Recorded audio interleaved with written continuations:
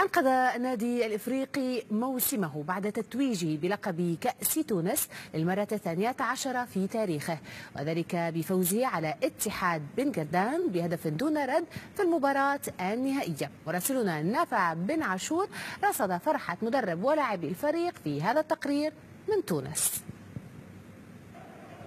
بتتويج النادي الإفريقي بكأس تونس للمرة 12 في تاريخه أزيل الستار في ملعب رادس رسميا على موسم 2016-2017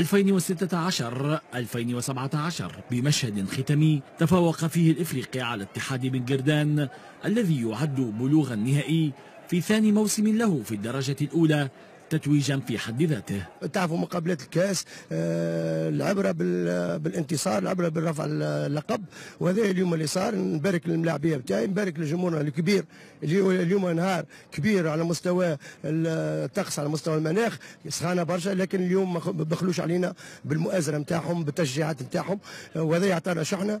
فوز الإفريقي وقع عليه القائد صابر خليفة منذ الدقيقة 2 من عمر النهائي لتساهم الجماهير الحمراء والبيضاء في الوصول بالمباراة إلى بر الأمان في دقائق مرت طويلة، معبرة في الآن نفسه عن تضامنها مع قطر من خلال لافتة عملاقة ومعبرة على المدرجات.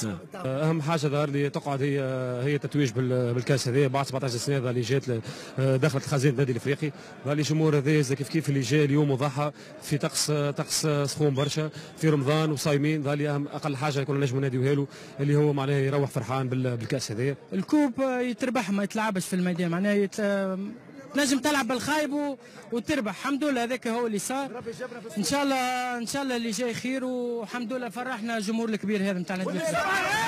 فرحة التتويج بكأس غابت عن الخزائن الحمراء والبيضاء منذ العام 2000 لن تدوم طويلا لتنطلق تحذيرات الفريق مساء الأحد للموعد الإفريقي الهام ضد الفتح الرباطي سهرة الثلاثاء. نافع بن عاشور، بإن سبورتس، تونس.